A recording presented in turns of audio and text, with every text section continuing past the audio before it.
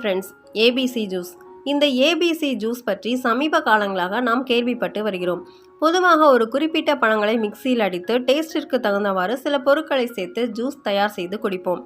ஆனால் இந்த ABC juice என்றால் என்ன, அதனை குடித்தால் என்ன நன்மைகள் மற்றும் யார் இந்த ஜூஸ் குடிக்கக்கூடாது, அதனை மருத்துவர்களும் பரிந்துரைப்பதற்கான காரணம் என்ன என்பதை நாம் இந்த பதிவில் தெரிஞ்சுக்கலாம். ஏபிசி ஜூஸ் என்பது ஆப்பிள், பீட்ரூட், கேரட் இது மூன்றையும் சம அளவில் எடுத்துக்கொண்டு ஒரு மிக்சியில் இந்த மூன்றையும் சேர்த்து அதனுடன் சிறிதளவு நீர் சேர்த்து அரைத்து அதனை வடிகட்டாமல் அப்படியே பருக வேண்டும். இதில் டேஸ்டிற்காக தேன் கலந்து கொள்ளலாம், ஆனால் சர்க்கரையை தவிர்ப்பது நல்லது. இந்த ஏபிசி ஜூஸை தினந்தோறும் காலையில் வெறும் வயிற்றில் குடித்து வருவது மிகவும் நல்லது.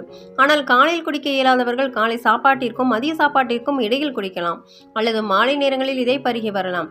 முக்கியமாக இந்த ஜூஸ் குடிக்கும் பொழுது வயிறு காலியாக இருக்க வேண்டும். அப்பொழுதுதான் இதனுடைய முழு பயனும் நாம் பெற முடியும். இந்த ஜூஸில் அதிக அளவு விட்டமின்கள் மற்றும் தாதுப்புகள் உள்ளன. இதனை குடிப்பதால் முகத்திற்கு நல்ல பொலிவு கிடைக்கிறது. மேலும் இந்த ஜூஸ் குடிப்பதன் மூலம் முடி வளர்ச்சிக்கு நன்கு உதவுகிறது. அது மட்டுமல்லாமல் இந்த ஜூஸில் பீட்ரூட் இருப்பதால் ரத்தம் பெருகுவதற்கு இது உதவுகிறது. யாரெல்லாம் தவிர்க்க வேண்டும்? எந்த ஒரு பொருளையும் நாம் அளவுக்கு அதிகமாக எடுத்துக்கொண்டால் அது தீமையை கொடுக்கும். அந்த வகையில் இந்த ஜூஸ் உடலுக்கு நல்ல பலனை கொடுத்தாலும் இதனை தினந்தோறும் குடிக்கலாம் என்று கூறினாலும் ஒரு சில நபர்கள் இந்த ஜூஸ் குடிக்கும் பொழுது கவனமாக இருப்பது மிகவும் நல்லது.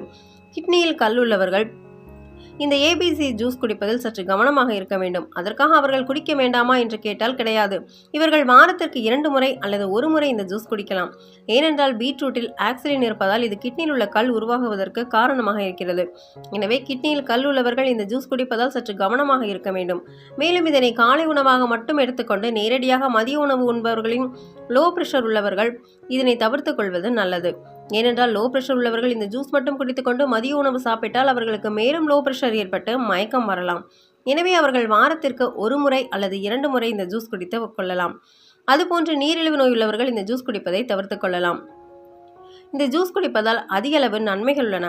எனவே அனைவரும் இந்த ஜூஸை தயார் செய்து கொடுத்துக் கொள்ளலாம். வடிகட்டாமல் அப்படியே குடித்தால் இந்த ஜூஸில் உள்ள முழு பயனையும் நமது உடல் பெற முடியும். அந்த வகையில் மேலே குறிப்பிட்ட சிறுநீரகத்தில் கல் உள்ளவர்கள், நீரிழிவு நோய் மற்றும் லோ பிரஷர் உள்ளவர்கள் இந்த ஜூஸில் சற்று கவனமாக இருப்பது நல்லது.